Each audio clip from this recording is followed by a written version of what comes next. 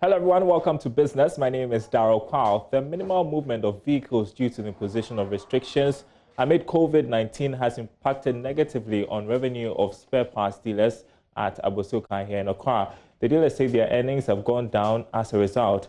Nicholas Brown has more in the following report. Earlier this year, the spare parts dealers at Abossey Okai threatened to increase their prices, but later rescinded their decision due to the government stimulus package. However, co-chairman of the Abossey Okai Spare Parts Dealers Association, Clement Boateng, tells Joy Business they are yet to get a portion of the 600 million cedi stimulus package. He therefore urged the National Board for Small-Scale Industries to accelerate the modalities and disbursement process. And now they are in the process of disbursing with those that are in the medium scale and then the small scale, and those disbursements is going to be done through in conjunction with some of local banks that they have selected. So they are in the process, of working out, the modalities that they are going to be, used to disburse the money. But it's the National Board for Small-Scale Industries who are, mandated to do this COVID, alleviation fund to support small businesses, to try as much as possible to speed up, their process, because our members are on our necks every now and then. They are asking us, when is this money coming? When is this money coming? So they should try and speed up the process, because they promise us that by July they will start the disbursement and hope to finish it by August. But we are now close to ending of August, and they have not even started the disbursement of the small-scale and medium-scale enterprise. So this President Akufo-Addo on August 17 commissioned and handed over the Secretariat of the African Continental Free Trade to the African Union Commission. The AfTA is expected to commence in 2021. Mr. Boateng says spare parts dealers in Abossey Okai are ready to take advantage of the Continental Free Trade area. We are ready to take, advantage of this after, because already because of this Ghana automotive manufacturing policy that government has introduced,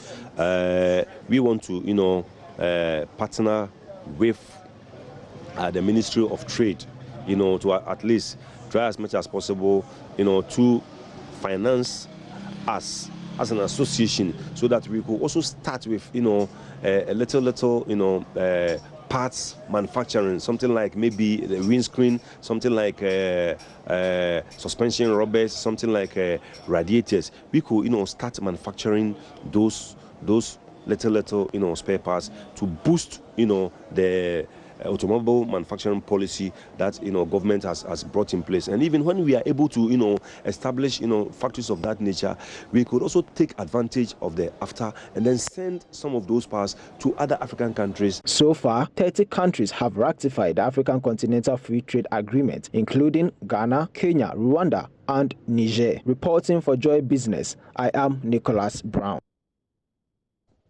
The Ghana Mine Workers Union is making a strong case for the recapitalization of the mining sector. According to the union, this is a better alternative to calls for the introduction of a windfall tax on mining profits. Speaking to Joy Business after the union's National Executive Council meeting, General Secretary Abdul Mumin Bana said an increased investment for the sector will improve its market offering and create more jobs. We believe as a union that it's important to recapitalize, because recapitalization would afford opportunity for expansion of infrastructure, mining infrastructure and mining systems. We also believe that it will give us opportunity to increase exploration activity. And once exploration activity increases, there's opportunity for enhanced production. And this certainly would afford us the opportunity as an industry to create a lot more jobs, for teeming young men and women, and indeed people who are falling out arising from this pandemic. So Ghana Mine Workers Union actually believes that the government must lead the way.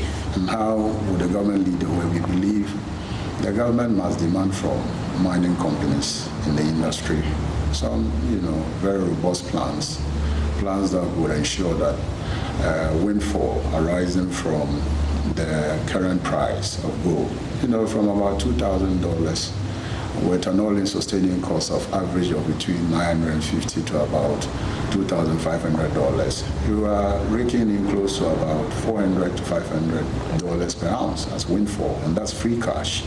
And so we believe that rather than other skeptics would advocate that we introduce or we slap or impose windfall tax on these mining companies, given the critical nature of the stage we find ourselves as a country. The Ghana Mine Workers Union believes that rather than imposing windfall taxes on these mining companies, we should give them opportunity to pump the money back into the business.